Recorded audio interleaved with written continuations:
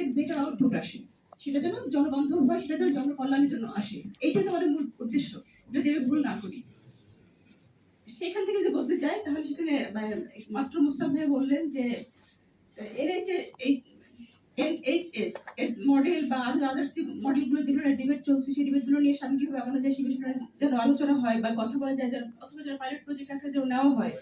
তো এই যদি এই প্রজেক্ট আকারে নিতে যান, তার জন্য একটু সময় দরকার। সেই সময় কতটুকু সময়, সেই সময়টা কি 5 বছর চলে যাবে, 10 বছর চলে যাবে? প্রত্যেকটা বিষয় নিয়ে কিন্তু প্রশ্ন করলে আমরা অসংখ্য প্রশ্ন করতে পারবো। বাট আমি সরকারের জায়গাটা, সেই জায়গা থেকে জাস্ট যেটা বলতে চাই, NHS ন্যাশনাল হেলথ সার্ভিস, এটার যে প্রজেক্ট, এই প্রজেক্টের আন্ডারে এই সরকারের যে ভাবনা, সে ভাবনায় হচ্ছে যে অলরেডি একজন সদস্য বলেও গেছেন যে নতুন 1 লক্ষ স্বাস্থ্যকর্মী নিয়োগ দিবে এবং তারা কোথায় কোন লেভেলে কাজ করবে, কাজটা তারা করবে হচ্ছে একেবারে তার বাড়ি যেখানে, সেখান থেকে তারা কাজ করতে চাইবে এবং পারবে। কারণ যখন তাকে অন্য কোথাও বাসা ভাড়া নিয়ে থাকতে হবে, তখন তার লাইফ এক্সপেন্সটা বেড়ে যায়। এটা কিভাবে মিনিমাইজ করা যায়? যদি সে বাড়ি থেকে করতে পারে, তখন লাইফ এক্সপেন্সটা কমে যাবে। জিপি সিস্টেমের মাধ্যমে কি হবে, একজন জেনারেল প্র্যাকটিশনার থাকবে, যার কাছে এই স্বাস্থ্যকর্মী যারা আছে, যখন তার কোনো সমস্যা হবে, আমাদের প্রত্যেকের হাতে মোবাইল ফোন আছে, ওই এরিয়ার মধ্যে তার নাম্বারটা দেওয়া থাকবে প্রত্যেকটা পেশেন্টের কাছে।